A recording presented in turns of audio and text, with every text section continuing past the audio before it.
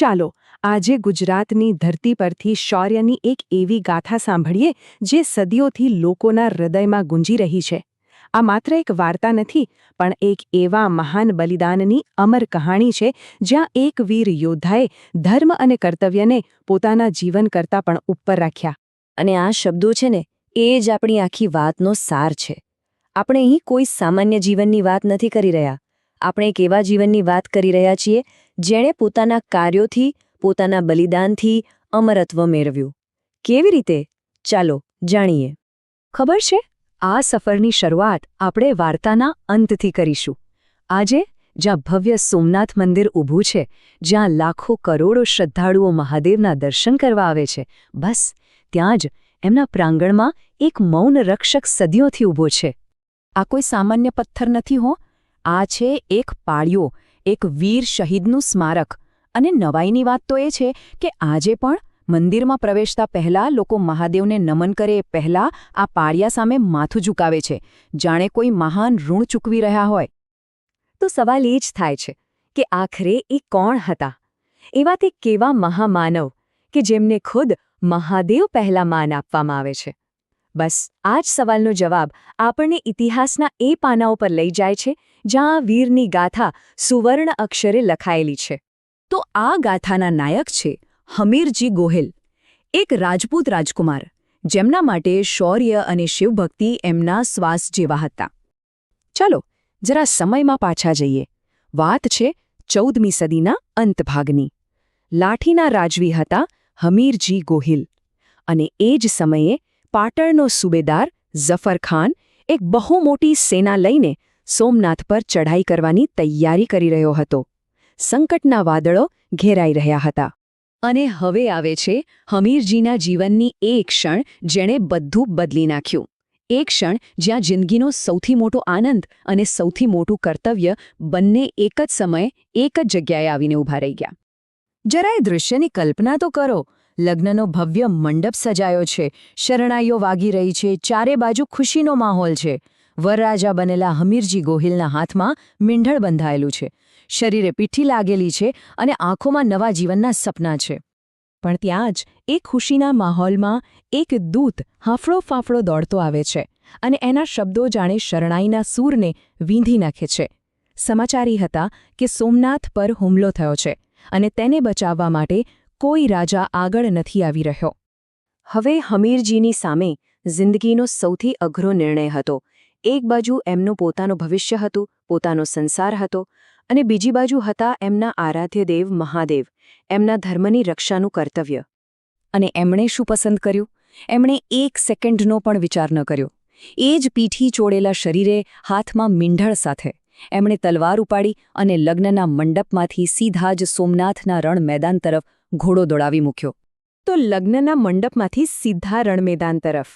પણ આ સફરમાં એ એકલા નહોતા. રસ્તામાં એમને એક એવો સાથી મળ્યો જેણે આ યુદ્ધની ગાથાને વધુ પ્રેરક બનાવી દીધી. ગીરના જંગલમાં એમની મુલાકાત થઈ વેગડા ભીલ સાથે.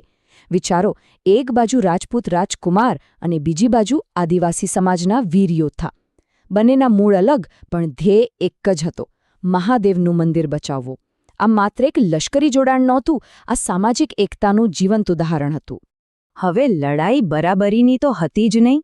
ક્યાં હમીરજી અને વેગડા ભીલના મુઠ્ઠીભર સાથીઓ અને ક્યાં ઝફરખાનની હજારોની રાક્ષસી સેના.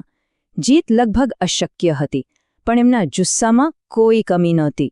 બસ પછી તો હર હર મહાદેવનો નાદ ગૂંજ્યો અને આ શૂરવીરો સોમનાથના દરવાજે દુશ્મનો પર ભૂખ્યા સિંહની જેમ તૂટી પડ્યા.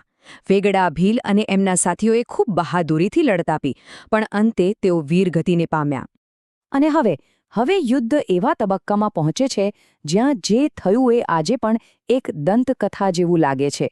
એક એવી ઘટના જે સાબિત કરે છે કે શ્રદ્ધા અને ઈચ્છાશક્તિ મૃત્યુથી પણ પર છે. ભયંકર યુદ્ધ ચાલી રહ્યું હતું અને એમાં દુશ્મનના એક ઘાતથી વીર હમીરજી ગોહિલનું મસ્તક એમના ધડથી અલગ થઈ ગયું. પણ વાર્તા અહીં પૂરી નથી થતી. ચમત્કાર તો હવે થાય છે. મસ્તક વગર પણ એમનું ધડ હાથમાં તલવાર લઈને દુશ્મનોનું સંહાર કરતું રહ્યું, જાણે એમના શરીરને હજુ પણ મહાદેવની રક્ષાનું વચન યાદ હતું. આપણી લોકવાયકાઓમાં આને કવંધ કહેવાય છે, એટલે કે એવો યોદ્ધો જેનું શરીર માથા વગર પણ માત્ર ઈચ્છાશક્તિથી લડતું રહે. આ દ્રશ્ય જોઈને દુશ્મનોની સેનામાં તો રીતસરનો હાહાકાર મચી ગયો. એ લોકો ડરી ગયા કે આ કોઈ માણસ નથી, આ તો કોઈ દેવતા છે.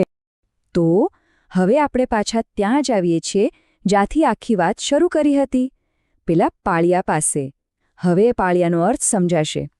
આજે જે પાળીઓ આપણે સોમનાથના પ્રવેશદ્વાર પર જોઈએ છીએ એ બરાબર એ જ જગ્યાએ છે જ્યાં હમીરજીનું ધડ લડતા લડતા અંતે અટક્યું હતું, અને એ પણ બરાબર મહાદેવની સામે, જાણે આજે પણ એ પોતાના પ્રભુની શાશ્વત રક્ષા કરી રહ્યા હોય. તો આ આખી ગાથામાંથી આપણને શીખવા શું મળે છે? એમનો વારસો એ જ છે કે ધર્મ અને કર્તવ્ય પોતાના અંગત સુખ કરતાં ક્યાંય મોટા છે. એમનું જીવન એકતા, બલિદાન અને નિસ્વાર્થ સેવાનું એક અમર પ્રતીક બની ગયું છે, જે આવનારી પેઢીઓને હંમેશા પ્રેરણા આપતું રહેશે. અને સમયનો ખેલ તો જુઓ. જે લોકો આક્રમણ કરવા આવ્યા હતા એમના નામ પણ આજે કોઈને યાદ નથી. એ ઇતિહાસમાં ક્યાંક ખોવાઈ ગયા. પણ જેમણે રક્ષા કરી એ વીર હમીરજી ગોહિલનું નામ આજે પણ સદીઓ પછી એટલા જ આદર અને શ્રદ્ધાથી લેવાય છે. અને અંતમાં બસ એક સવાલ કે 600 વર્ષ પહેલાં અપાયેલા એક બલિદાનની વાત આજે પણ આપણને કેમ આટલી સ્પર્શી જાય છે? કદાચ એટલે જ કે સાચું શૌર્ય, સાચું કર્તવ્ય અને નિસ્વાર્થ બલિદાનની ગાથાઓ ક્યારેય જૂની નથી થતી. તે ક્યારેય મરતી નથી. તે હંમેશા અમર રહે છે.